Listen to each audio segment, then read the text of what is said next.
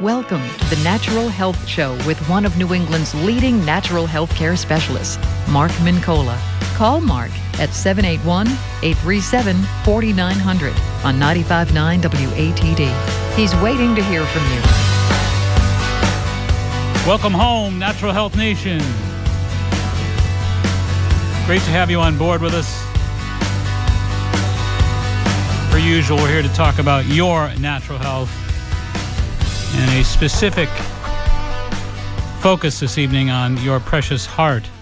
There's a lot of confusion regarding statins. 1/4 of Americans over the age of 45 currently taking statin drugs. That's 32 million. Count them. 32 million Americans. That's incredible. First introduced in 1987. Statin drugs, of course, most people think in terms of Lipitor, Crestor, Prevacol, Zocor, of course, Mevacor. You're probably aware of somebody taking one of these medications, and there are many of them indeed. 32 million Americans. That's quite a few Americans taking statin drugs. $14.3 billion, with a B, $billion in sales per year. So the pharmaceutical industry, of course, making their hay with these statin drugs. The number one selling drug, the number one revenue-generating pharmaceutical drug in the world are statin drugs. And, of course, that has a great to do with the fact that folks have been told for many, many years that their cholesterol is the primary reason why heart disease is the number one killer in the world. And we have, of course, been sold a constant flow of information from the medical world that we got to keep our LDL, bad cholesterols, to a low number, under 130 points. And we've been told repeatedly that statin drugs such as Lipitor, Mevacor, et cetera, are the way to do that. But on NPR, a recent report was recently published, and it goes something like this. A big new study of statin use in the real world found that 17% of patients taking pills reported side effects, including muscle pain, nausea, problems with their liver, nervous system, et cetera. They're a lot higher than the 5 to 10% reported in the randomized controlled trials that provided evidence for regulatory approval of the medicines. The study, which was published recently in the Annals of Internal Medicine, looked at more than 100,000 people who had been prescribed statins between the year 2000 and year 2008 at 2 academic medical centers. About 2/3 of people with side effects quit taking the statins. All in all, half of all the people who have been prescribed these drugs quit them at least temporarily. 20% quit them for more than a year. It's tough to get people to take medicine to reduce the odds of disease years from now, said Dr. Scott Grundy, a cholesterol researcher at UT Southwestern Medical Center in Dallas. The vast majority of people don't have side effects, he wrote, but again, 17% do, and there are a number of different reports. Recent internal meetings between the FDA's Office of Surveillance and Epidemiology and their Office of New Drugs have determined that new warning labels are needed for statin drugs and will soon be provided that alert consumers about the statin risks for liver damage, memory loss, confusion, type 2 diabetes, muscle weakness, etc. And what's not labeled is the CoQ10 depletion by statins as well. Many folks, of course, out there in Radioland familiar with CoQ10. The importance of CoQ10 is a very powerful antioxidant that is very important for brain and heart function. Supporting the mitochondria, providing the mitochondria of your heart and your brain with energy at that cellular engine level, giving your cell engines in your heart and your brain plenty of fuel. But again, this particular study indicates that, and a number of different studies indicate that statin drugs wipe out this very precious energy-providing CoQ10, which is a protein. There have also been studies, of course, showing that blood pressure will elevate with these statins. Heart attacks have been induced, CFIDs, chronic fatigue, viruses, thyroid dysfunction, Parkinson's, cancer risks. And that was based on 2 studies done in England and Wales that looked epidemiologically at 2 million subjects over a period of 16 years. So there have been some controversial reports and studies indicating that we might think twice before we engage in these statins. Again, recently we are finding more and more of these studies indicating that there are indeed some very serious possibilities here with side effects and problems associated with statin drug use. A 5-year 5 recent clinical trials of 32,000 subjects found that the higher dose of statins, the greater the risk of these particular side effects. According to the National Society of what's called the National Press, the statins have been directly linked to over 300 diseases and adverse side effects, including cognitive dysfunction, neuropathy, anemia, cataracts, pancreatic dysfunction, sexual dysfunction, and immunosuppression. So we're talking about some real questions and some real controversy regarding the use of statin drugs, which, again, we're including 32 million Americans, 1/4 of all Americans over the age of 45. And there's an awful lot of folks out there taking it. And even by these recent standards, 17% of folks with these very serious potentials for side effects. And there's a new series of warning labels that are being considered by the FDA's Office of Surveillance and Epidemiology and their Office of New Drugs as well. They've determined that the new warning labels are needed that alert consumers about the statin risks for liver damage, memory loss, confusion, type 2 diabetes, muscle weakness, etc. So a lot of folks taking statins, a lot of folks convinced that the statins are doing them the right service here as far as lowering their cholesterols, their LDLs, their bad cholesterols. There are, however, additional questions as to whether or not that is even viable. We're going to talk about some interesting studies that indicate that cholesterol has nothing to do whatsoever with heart disease. So there's a controversy there as well. Hey, we're going to talk about all these things when we come back. Stay right where you are. Hi, it's Laura from Good Health. It's official. The new market at 1630 Hancock Street in Quincy is open. The store is spectacular. It's everything we've been hoping for and more. We're proud of our new home and we invite you to come by, park in our lot, and enjoy our daily food tastings. Like Good Health, our vendors are committed to quality and consumer satisfaction. We carry even more premium quality vitamins by Solgar, Megafood, Life Extension, and Jarrow. Our shelves are stocked with many award-winning, patented formulas, as well as many kosher and vegetarian varieties. So if you appreciate outstanding service and value, shop with us today. Purchase organic, non-GMO products for your entire family, and we guarantee you'll look and feel better. Our selection is impressive. All of our supplements, herbs, protein powders, and food items are competitively priced every day. At Good Health, we understand that your time is valuable, so we keep everything affordable and convenient. Log on to goodhealthnaturalfood.com for hours and special events. We look forward to seeing you, and thanks for listening. You know, when most people hear the word allergies, they think only of hay fever-like symptoms associated with airborne pollen, dust, and mold. But did you know that many experts estimate that between 60 and 80 million of us suffer from immune-related food allergies without even knowing it? Furthermore, food allergies often contribute to serious health problems such as autism, irritable bowel syndrome, ADD, headaches, and chronic ear infections. Now, there's an effective way to identify and eliminate both your food allergies and the troubling symptoms that they aggravate. Allotest Medical Labs at foodallergy.com offers a full complement of clinical, environmental, and food allergy testing to help you get to the root of your allergy problems. Allotest also provides you with a comprehensive rotation diet, lifestyle booklet, and a wallet card to help you live food allergy-free and stress-free. Do you wonder if you or your loved ones are among the 60 to 80 million food allergy sufferers in America? If so, log on to Allotest Medical Labs, foodallergy.com. Talk to your doctor about ordering a food allergy test from Allotest Medical Labs today. Foodallergy.com. Make sure the food you're eating isn't what's depleting you. Now, back to the Natural Health Show, sponsored by Good Health Natural Food, Allotest Medical Labs, Santee Holistic Center, and Healthy Living Magazine. All right, let's go to a call. We got Bill in Arlington. Welcome to the Natural Health Show, Bill. Hello, Bill. Is Bill out there somewhere? We've lost Bill. We'll get him back on the line. Just hang on there. We'll come back. We'll get you, Bill. Hang on. My good friend Dennis Wilmot is a superb acupuncturist and a great natural health advocate. Terrific book that he wrote called Fat Chance, Surviving the Cholesterol Controversy and Beyond. A real good book. And I just want to kind of take a piece from his book here. According to Dr. Ufi Ravenskov, in his thoroughly researched book on cholesterol and global cholesterol policy, the book is entitled The Cholesterol Myths. It tells you a lot about the focus of this particular book. Most scientific studies show that cholesterol is not an important factor in coronary artery disease. I say it is not. He describes how in more than 30 studies of over 150,000 people,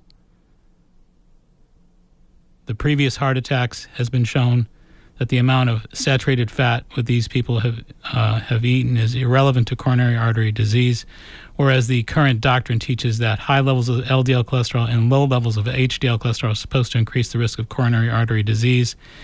Many studies contradict this approach. For example, in Russia, the increase of coronary artery disease is found to be more often associated with low levels of LDL cholesterol. In addition, a 1986 report of 7,000 middle-aged men in England led by Stuart Pocock and his team concluded that HDL, or good cholesterol, is not a major risk factor for coronary artery disease as well. When in 1989, Dr. David Gordon and 9 American scientists at the NHLBI challenged these results in their analysis of over 150,000 men and women, they were forced to conclude that HDL cholesterol is only of marginal value in the intervention and screening for coronary artery disease. In one of the longest follow-up studies of HDL cholesterol, 24 years, the Finnish group of the 7-country study showed that more than twice the number of men died from heart attacks in areas where the HDL cholesterol was high than in other areas where it was lowest. Moreover, about 1/5 patients who have died from heart disease show no evidence of atherosclerosis. Oddly enough, a coronary artery can be obstructed without any symptoms of damage to the heart. In women, most studies have found that high cholesterol is in no way a risk factor at all. So once again, we're talking about a very controversial issue as to whether cholesterol really is even a viable variable when it comes to the risk factors for dying of heart attack. And again, these are extensive studies of over 150,000 people. So that's Dr. Uffe, U-F-F-E, Ravenskov, R-A-V-N-S-K-O-V. I want to check out, do your homework with him. Dr. Uffe, U-F-F-E, Ravenskov, R-A-V-N-S-K-O-V. We got Bill on the line now. Bill, welcome. Hi, sorry, somehow I got disconnected. Sorry we lost you. Hi, thanks for taking my call. Pleasure. I'm in my late 60s, and I had my testosterone checked, my free testosterone. Sure. The doctor said this is very low. Normal range like 8 to 20, and mine was 4. And I have a number of symptoms like, tendency to be overweight. I have some heart disease, depression, and things like that. And he said, you really need to get that up. So I'm confused after doing a bit of reading and studying. Would it be better to do something like take an androgel or a patch or even a compounded better off to take pregnenolone, P-R-E-G-N-E-N-O-L-O-N-E, pregnenolone, 30 milligrams, 25 milligrams, something like that. In other words, do things to get the body to start producing the testosterone. Yeah, what ends up happening is you produce such a high level of stress hormones. You're producing so much cortisol and so much adrenaline that you're bypassing the fun stuff. It's kind of like your body says either we're in emergency mode or we're not in emergency mode. You have 2 nervous systems. I always tell people you got an efficiency and an emergency system. If you're producing emergency chemistry, you're not going to produce efficiency chemistry. It doesn't work that way. So you're producing far too many stress hormones. And by the way, look around you. Most of the folks in the room are doing the same thing. So unfortunately, we are a culture of very high stress hormone production. Unfortunately, Right. It's just kind of how we are and who we are. And it's not a good thing, but it's really much healthier to take the approach of getting my body to do the work as opposed to artificially pumping testosterone. Yeah, indeed. And the Transcendental Meditation Society back in the 70s, in the early 70s, spent millions of dollars putting together these remarkably viable studies that indicate that when you and I calm our nervous systems with meditation or the like, have this incredible affinity to produce more efficiency with regard to hormone production in our bodies. And so the stress hormone levels drop significantly, and of course efficiency is yielded in virtually every major system of the body: respiratory, cardiovascular, genitourinary, yada, yada, yada. How long would it take pregnenolone to start to have an impact on my measured testosterone levels? 1 month. Okay, I'll do a test a couple months out. Listen, thank you so much. My pleasure. Keep up the good work. This is a huge help, and I love your show. Thank you so much. Appreciate it. Bye. Bye-bye. Bye-bye. All right, so we're talking about cholesterol. We're talking about whether or not cholesterol really has any bearing as far as the current controversy that cholesterol is not the cause of coronary artery disease and is also not a reliable indicator because of the 5 following factors. Cholesterol consumption does not match the death rate for coronary artery disease, number 1. Number 2, cholesterol-lowering drugs are not effective in preventing or treating coronary artery disease and can cause extremely undesirable side effects, as we just detailed. Number 3, major studies fail to prove a direct connection between cholesterol and coronary artery disease. Fail to prove repeatedly. Number 4, political maneuvering interferes with the true scientific research, and there's a whole lot of political maneuvering going on. Hello. And number 5, sound nutritional practice creates a simple, effective, and consistently safe cure available to all minor and not so minor fractions of these cholesterol conditions and of these heart disease conditions, blood fat conditions. And the way I look at it is like this. You're talking about fats, good fats versus bad fats. I always say food is a drug. Drugs take lives. Drugs save lives. Now, the key food that really engages that process are fats. So you could say fats are drugs that are food-related, and fats, therefore, either save lives or take lives. It's really going to distill down to fats. I mean, proteins are important building blocks. They're the Department of Public Works. They repair different tissue problems and protect us. And whenever you cut your finger in the garden, it's basically protein that actually heals you and all that business. And carbohydrates, of course, energy foods.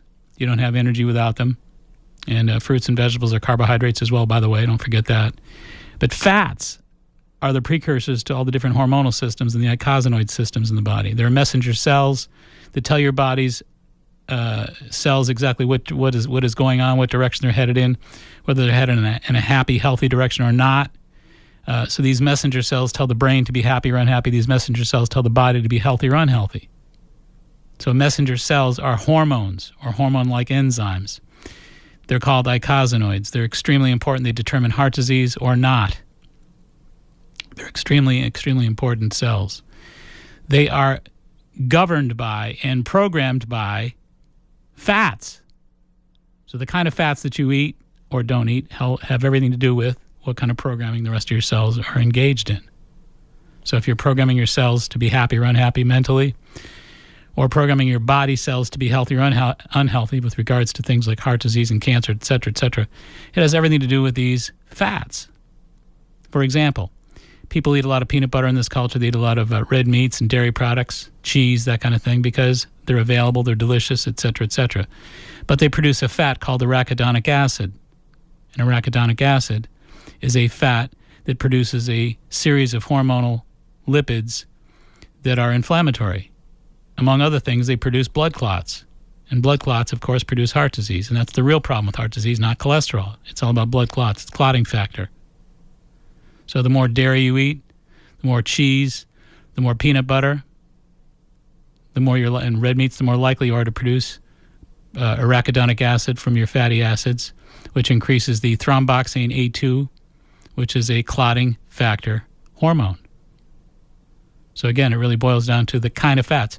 Fats are drugs. Drugs save lives. Drugs take lives.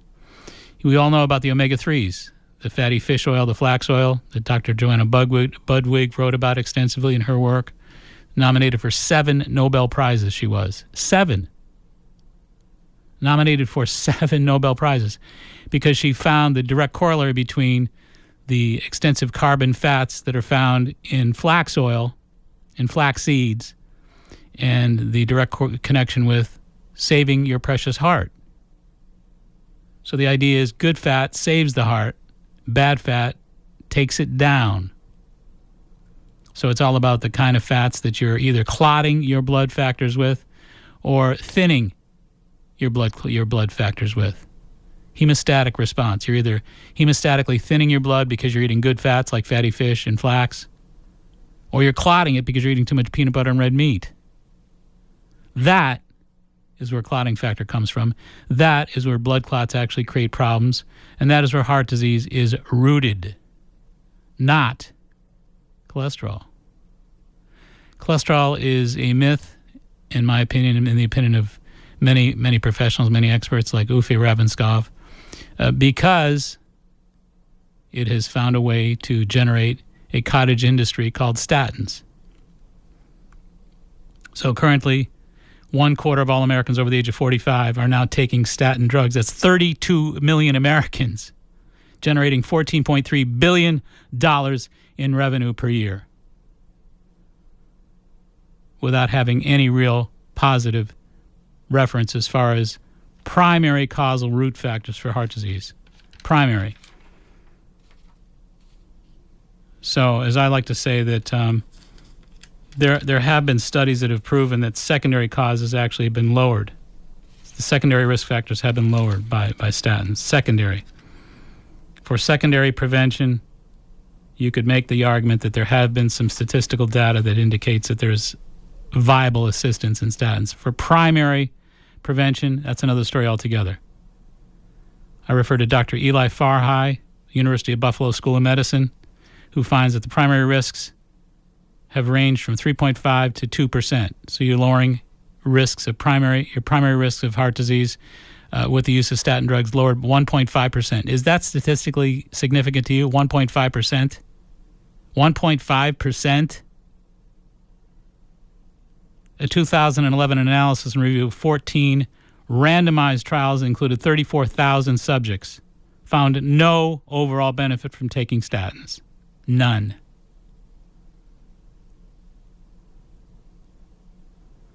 Most experts now agree that the final assessment on risk has everything to do with a patient's initial risks. In other words, if somebody has a family history of heart disease, heart attacks, etc., heart disease-related deaths, and they're eating trash and not taking care of themselves, do you honestly think a statin drug is going to make a difference? You are dreaming. You either have an interest in taking care of your body and preventing heart disease, or you don't. But if you're waiting around for statin drugs to make a difference, you are waiting for the wrong bus. Take your health into your own hands. Take responsibility. Take care of your body. It's precious. Everything you eat and drink matters.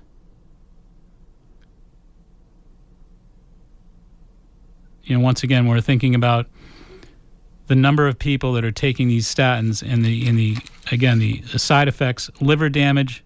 Again, think about this. Again, 1/4 of all Americans over the age of 45, 32 million of us. I don't include myself, by the way. I do not include myself. That's not me we're talking about here, but 32 million Americans. The equivalent of the entire populations of Florida and Illinois combined. 32 million people taking statins. And recently, internal meetings between the FDA's Office of Surveillance and Epidemiology and their Office of New Drugs have determined that new warning labels are needed that alert consumers about the statins' risks for liver damage, memory loss, confusion, type 2 diabetes, and muscle weakness, to mention a few. And I mentioned the study from England and Wales. 2 million statin users in this study. 2 million in England and Wales. 2 million over an extended period of time. Found an increased risk for blood pressure, elevated blood pressure, heart attack, CFIDs, chronic fatigue virus, that is, thyroid dysfunction, Parkinson's, and an increased risk for cancer. So at the very least, 17%. If we want to go ultra-conservative with these numbers, ultra-conservative, 17% of those people taking statins, 17% experience liver damage and memory loss, confusion, type 2 diabetes, and muscle weakness. All right? And yet, and we're generating $14.3 billion in revenue. And yet, a 2011 analysis and review of 14 randomized trials, including 34,000 patients, found no net overall benefit to taking statins. And Dr. Eli Farhi from the University of Buffalo School of Medicine says primary risks have moved from 3.5% to 2.0%, a 1.5% statistically insignificant 1.5% reduction in risk. What is going on here? I know what's going on. Nobody's eating right. Everybody's waiting for drugs that don't work and spending a ton of money and generating all kinds of insurance revenues. Using up a lot of energy, time, space, and money on something that is irrelevant. It's about the way we run medicine nowadays, isn't it? Again, most experts now agree that the final assessment on risk has everything to do with a patient's initial risks, to say nothing of adverse side effects. So diet, lifestyle, stress management, nutritional supplementation are the safest, most logical way to lower primary risks for heart disease, not statin drugs.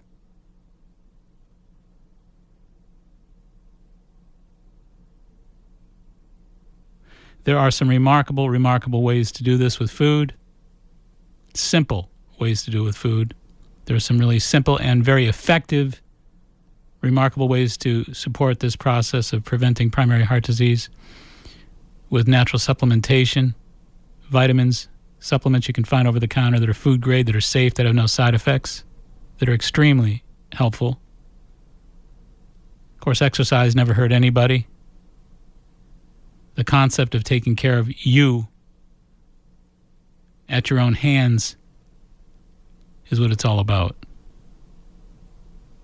It's always going to come down to that, and it does in this case as well. And again, the fact that so many people are experiencing so many horrible side effects and generating so much incredible revenue for something that is pretty much irrelevant, determined by science, is a travesty. Hey, we come back, we're going to give you some solutions. We're going to look at the positive side of this problem. Hey, we'll be right back. Stay tuned. Hi, this is Mark Mincola. You know, over the past decade, the Natural Health Show has attracted many thousands of avid listeners. I'd like to extend an open invitation to all potential new sponsors to join our Natural Health Show family. If you own a Heart Smart lighter fare or seafood restaurant, a fitness or day spa, or if you're an allied health professional or coach, the Natural Health Show is the perfect place for you to make the direct connection with your demographic target. If you really want to zero in and aim the message of your vision directly at those who want to most know about it, join the Natural Health Show family of sponsors. I promise you'll be glad you did. For information, call Candida at 781-834-2728. That's 781-834-2728. With the burgeoning growth of the Natural Health Show, now's the perfect time to share in that growth together.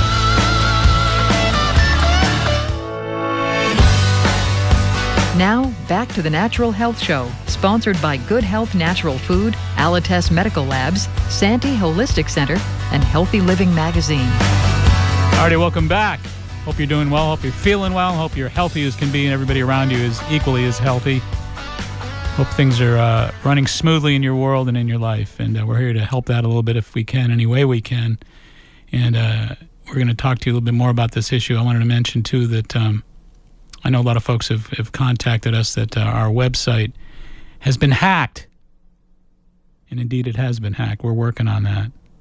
And, you know, when you are a dedicated person to the concept of trying to share information, you're going to get hacked. That's the world we live in. There's a lot of people with vested interests in things that they want to basically protect their interests, and they're going to basically try to shut down information. That's the way it goes. That is the world we live in. So we are working on it, and we're going to try to sort that out. That's not to say we're not going to get hacked again and again and again. That is the way of the world. That's okay. We're going to keep on coming back. And did you ever see Spartacus? One of my favorite old movies. I am Spartacus. I am Spartacus. I love that scene. That's a great scene. He tried to give himself up at the end, and every one of his cohorts basically stood up and said, "No, I'm Spartacus." The beautiful part about that is there's all kinds of people around this great country right now that are sharing their information, their inspiration, and they're not holding back, and we're not going to hold back, and there'll be plenty of other people who do the same thing. So you can't silence everybody all the time. That's just not going to work. So we want to let you know that website will be back up soon, and again and again and again, and if it has to be, we'll do it that way. All right. All right, we're talking to you tonight about cholesterol. We're talking about statin drugs and this whole business about whether cholesterol is really a viable issue as far as the studies go. And I think secondary heart disease risks, you can make an argument, not primary. There's no real viable primary risk factor studies that have really been impressive in any way, shape, or form. And again, most people are just good soldiers out there. If the doc says you do this, you're going to do what your doctor tells you because you have faith and trust in the process and in your doctor, and you should. You should be able to, let's put it that way. And unfortunately, there's other sides to the story that need to be debated, talked about, extricated. And we need to have more open forums about things such as this issue because there's a lot to talk about. It never works out that way, though. It's always one side against the other, and nobody really has an open forum that you, the public, can benefit from, unfortunately. But the key here is really to take care of you, and that's the bottom line. And I think that the difference is to be made that way, and there's no negative information coming forth that way, no controversy, no confusion. If we can inspire you to take better care of yourself, to eat better, and to exercise, et cetera, then we all win. So that's really what we're here to dedicate ourselves to, and that's our message. That's really what we're all about. So again, there's some interesting questions about whether or not foods, supplements can actually help us with that, and I believe there's no question that there's some good ways to go as far as that goes.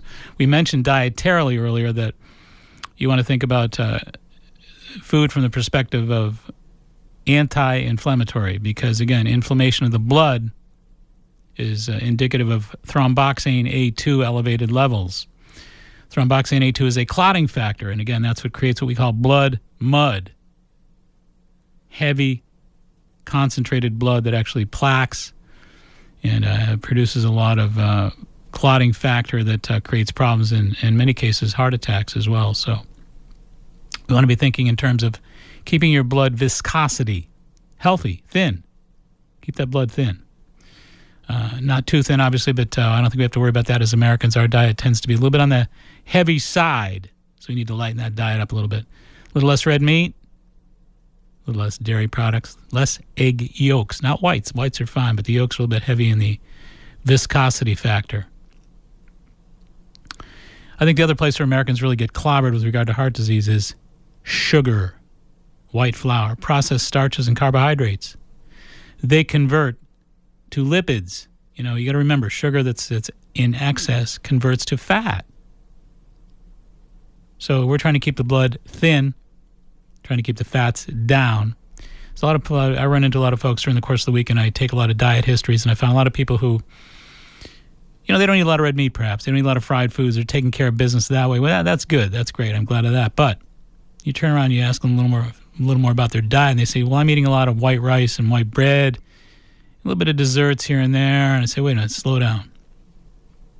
You may not be eating fatty foods, but you're eating foods that store as fat. What's the difference? In the end, nothing. So you want to be careful about that. There is an ideal anti-heart disease diet. It's pretty simple. Pretty simple. Proteins and greens. Proteins and greens. So the idea of having egg white omelets at breakfast, the idea of having protein drinks, the idea of having organic poultry sausages, proteins at breakfast. And then lunchtime and dinner, again, proteins and greens. A salad with some grilled chicken at lunch. Maybe some fish and veggies at night. Or some poultry and veggies at night. Snacks, piece of fruit here and there. Pretty good eating. I didn't mention a whole lot of bread, potatoes, rice, pasta, donuts. Tim likes donuts. Not so much. Okay, good. I'm glad to hear that. So the idea is to keep the sugars and the starches down, proteins and greens up, a little bit of fruit here and there, but don't overdo the fruit and the fruit juice because there is sugar there. And again, the objective here is to understand that sugars and starches convert to stored fats. That's very important. So you want to be careful about not just avoiding fatty foods like prime rib that's 44% fat and butter and sour cream and all that, and a lot of fried bacon and yada yada. But be careful about those foods that store as fat. In fact, it's kind of interesting. The number of people that I've seen over the years who are vegetarians or vegans who had heart disease and had really elevated blood fat levels and high clotting factor and high cholesterols that are LDL and all that stuff. Astounding. And you would think that a vegetarian or a vegan would have just the opposite effect, that they would have low blood fats, they'd have a reversal of lipids, healthy hearts, if you will. Not so. I'd say that there are an astounding number of vegans, vegetarians that I've seen over the years that are not big meat eaters, not egg eaters, not sour cream eaters, not butter eaters. A lot of rice, a lot of beans, a lot of veggies, but they eat a lot of starches as well. A lot of maybe eating white rice, white bread products, a lot of starches, a lot of pastas and all that stuff. And unfortunately, because of all that starch, which is sugar, and whenever you hear the word starch, think of the word sugar. Starches and sugars convert to fat. So they're storing fats. They're producing a diet that's very heavy in fat storage or conversion, if you will.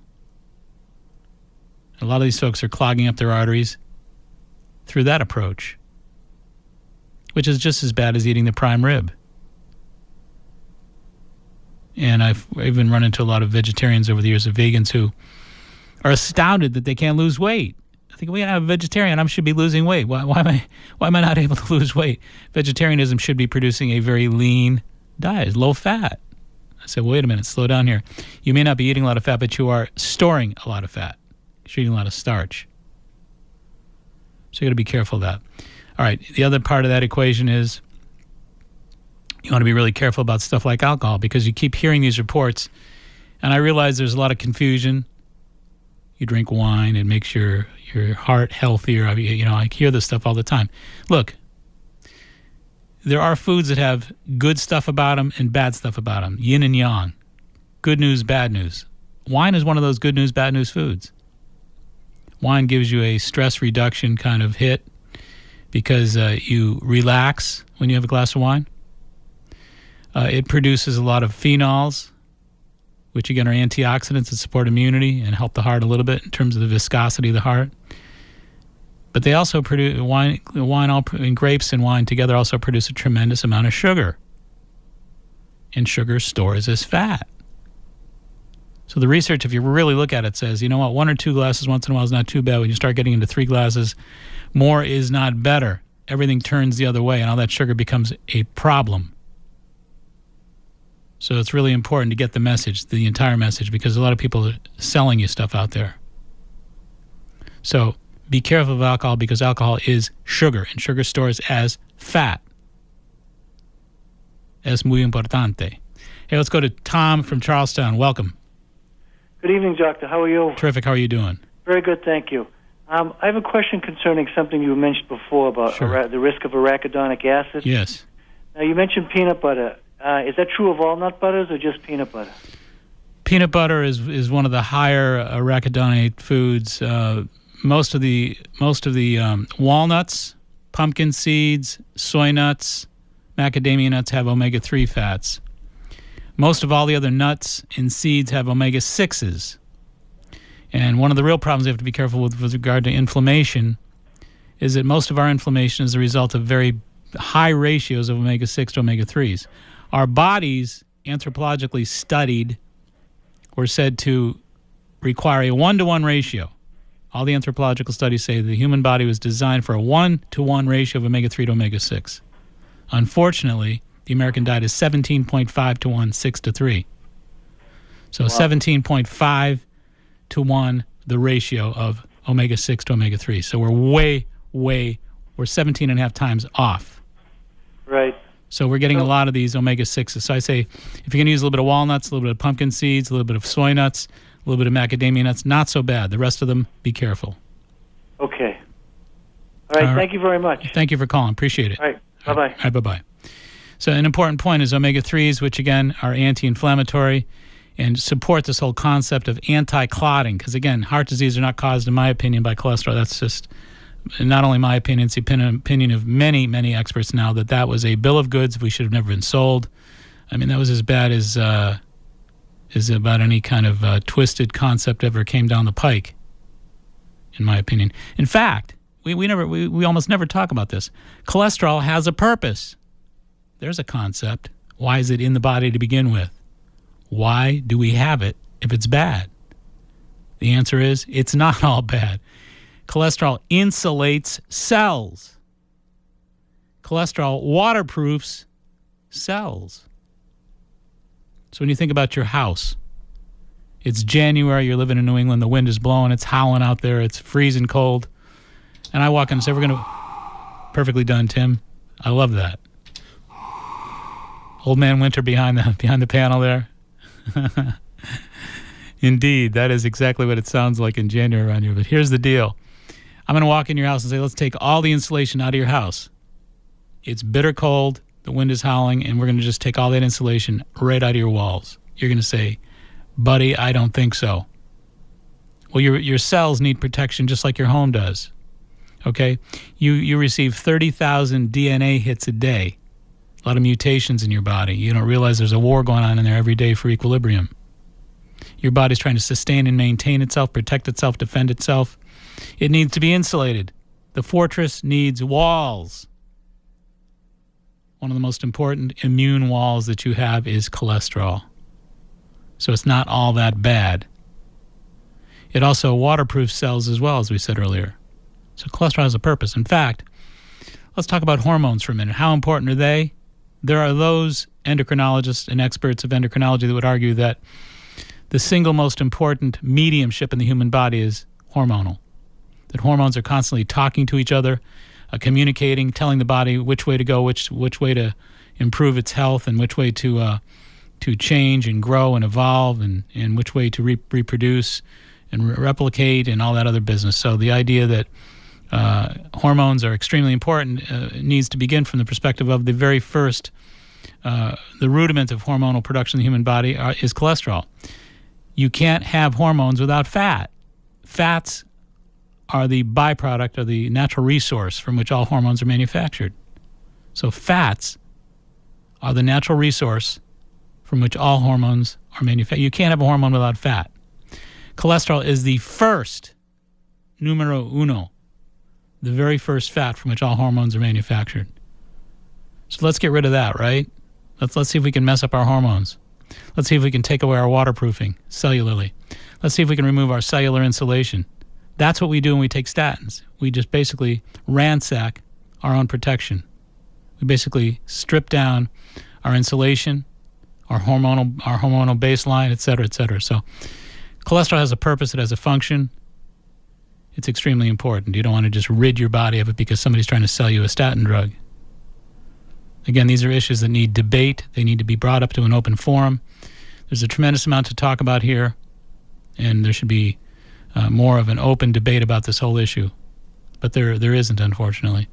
But I always like to bring this information to the light of day for my subscribers and listeners out there so that you can do your homework, check it out, look into as much of this information as you possibly can, and find out what your own viewpoint is. But I'd like to stir the drink and kind of get you inspired to do some homework. So what about natural medicine when it comes to lowering cholesterol? We mentioned earlier, and of course I'm sure you know that there are safe, over-the-counter, health food store type products perfectly capable of lowering your LDLs, perfectly capable of lowering your inflammatory responses, perfectly capable of making your heart healthier and happier without side effects. But again, I repeat, it begins with diet. It begins with your caretaking. It begins with your approach to prevention in your refrigerator, on your dinner table, on your stove, and in your cabinets. That's where it all starts, in the grocery store, in the health food store. Lowering the inflammatory properties of your diet. Heart disease is inflammatory. Thromboxane A2, we talked about that. So what about supplementation? What about the idea of using natural supplements to support? And again, that's what they're referred to as supplements. They supplement this process. You're going to start it with diet, nutrition, and really taking good care of yourself. Exercise, great idea. Cutting down on the sugars, the starches, the alcoholic beverages, etc. And now we're going to recommend some natural supplements, things that actually can help supplement you in your efforts to prevent the risks of both primary and secondary heart disease. One of the very first things I like to mention when it comes to this, I love this supplement. If someone were to ask me one of my top 3 favorite supplements, no question in my mind, this is one of them. There are very few supplements that I feel as enthusiastic about, and there's good reason for it. GPLC. GPLC is what it's called. It's a glycocarn. It's a carnitine. GPLC. GPLC is an interesting natural supplement.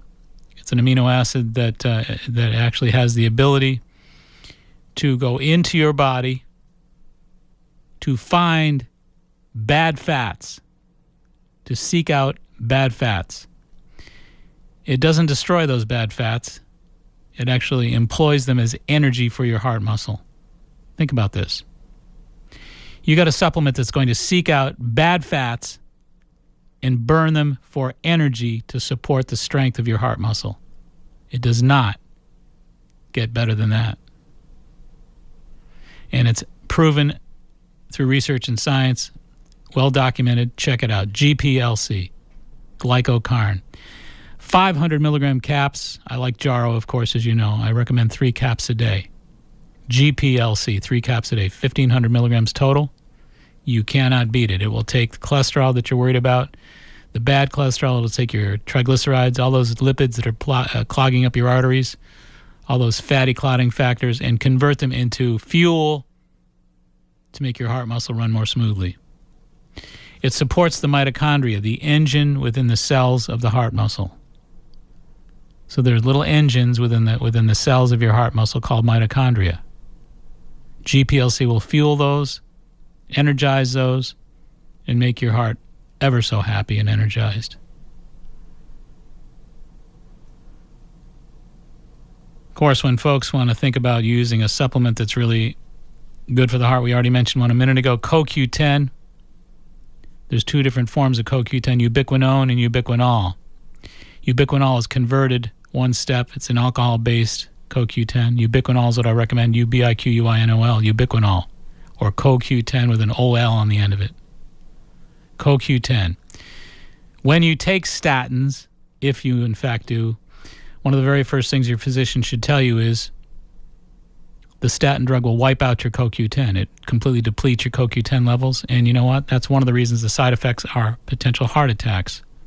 Because if we were to take all the CoQ10 out of your body, you would indeed be at a high risk for heart attack. You have to have it naturally produced and stored in your tissues. CoQ10. Don't leave home without it. Hey, we're going to take a short break. My name is Mark Winkle. You're listening to The Natural Health Show. We'll be right back. Are you one of the 20 million Americans suffering from neuropathy, shingles, or chronic nerve pain? In the last 3 years, many people have discovered excellent and affordable treatment for diabetic, post-chemotherapy, and other types of neuropathy and chronic pain. Dr. John Hayes, chiropractic physician since 1981 on Route 53 in Norwell, has had such astounding results with his unique neuropathy program that he's now teaching his remarkable system to doctors around the country. His most recent book, entitled Beating Neuropathy, remains a bestseller. In fact, Dr. John Hayes is the world's exclusive educator and trainer for Rebuilder Medical Technologies. Call Dr. Hayes' office 24/7 to schedule a free neuropathy analysis. Call 781-659-7989. That's 781-659-7989. Call now while free neuropathy analysis slots are open.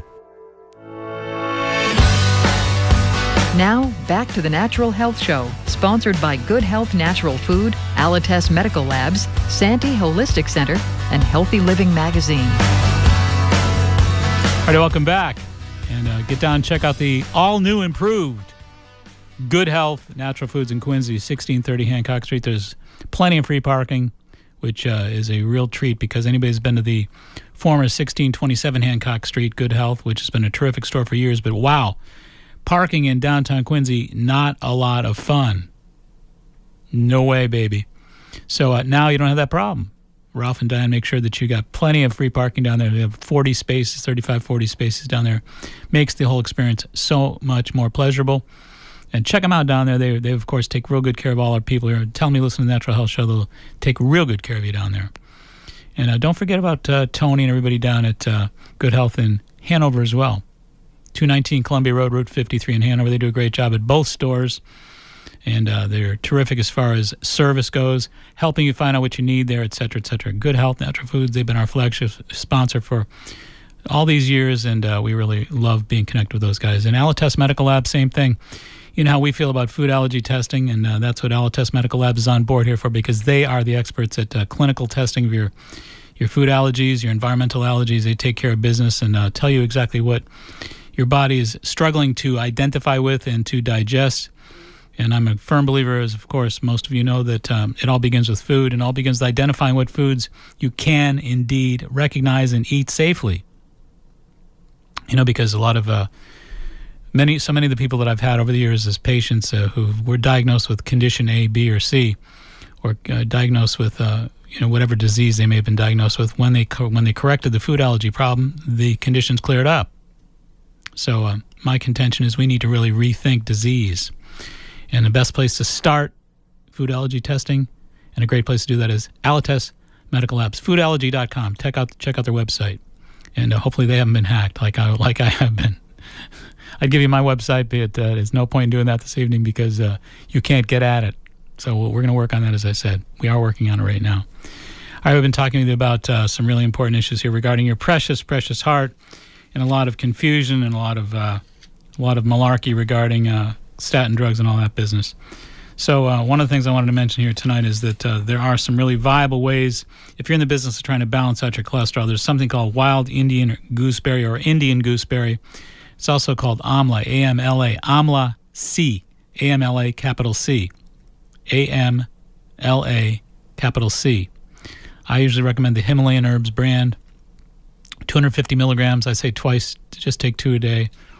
And it's been, again, well studied. The wild Indian gooseberry is loaded with polyphenols. Great way to actually kind of thin that blood and to move these lipids out of the body, these bad fats, if you will. So Amla C is one great way to do that. Indian gooseberry, it doesn't have to be wild Indian gooseberry, but Amla C is the way to go, A-M-L-A-C, and they have that at Good Health Natural Foods, of course.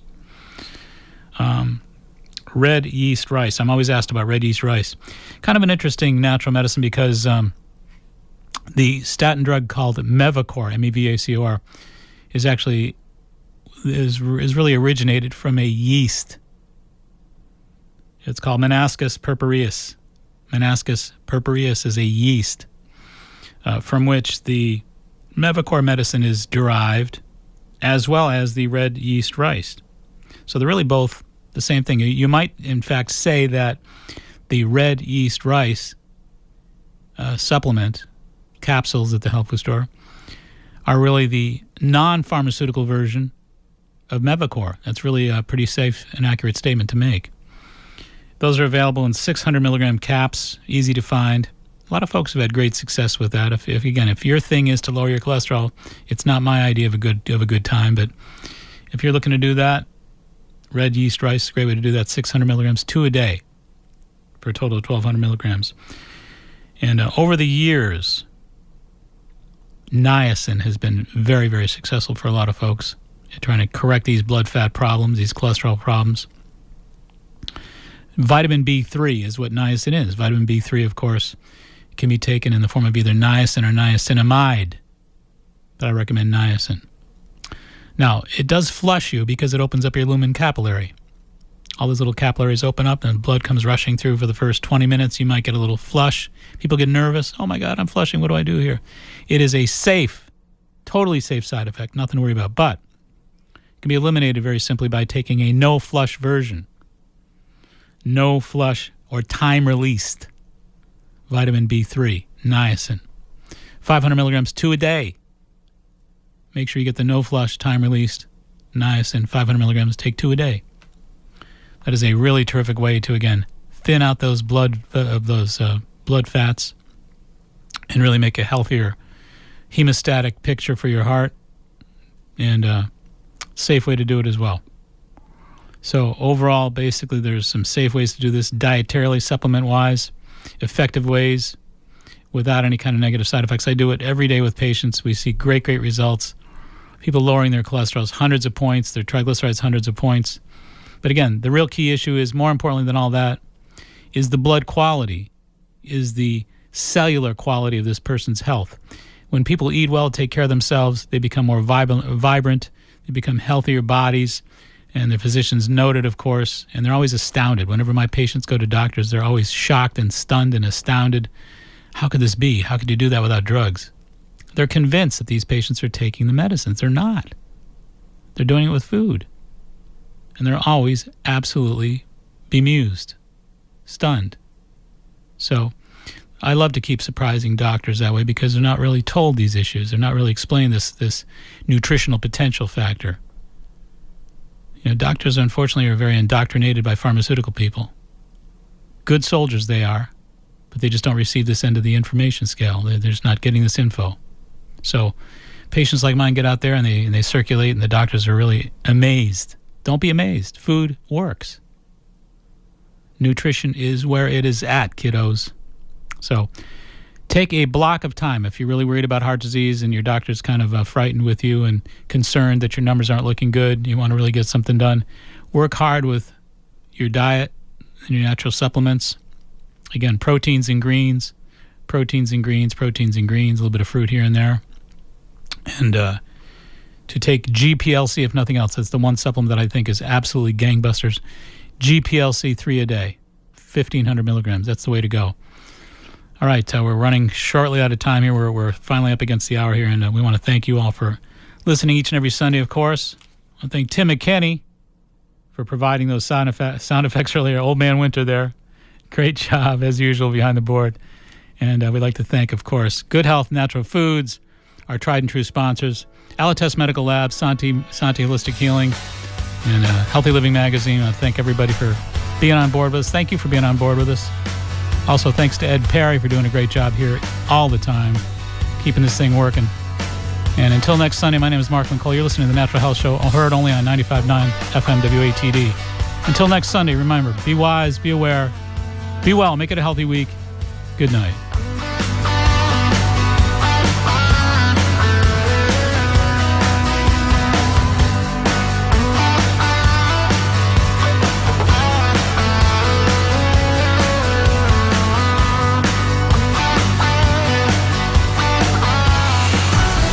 The South Shore's first choice for live team coverage of breaking news.